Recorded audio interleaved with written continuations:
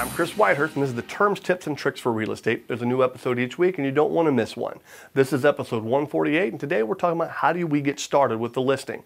It's part 10 in our 12-part series on listing your home for sale. Spring market is right around the corner, and this series is going to get you ready.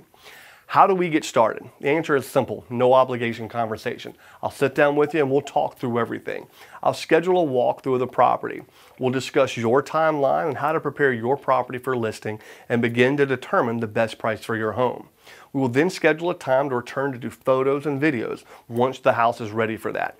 I'll leave you with a copy of the seller homework sheet as well as the required disclosures. From there, we just need to finalize the price and sign the listing agreement, which can be done in person or via digital signatures.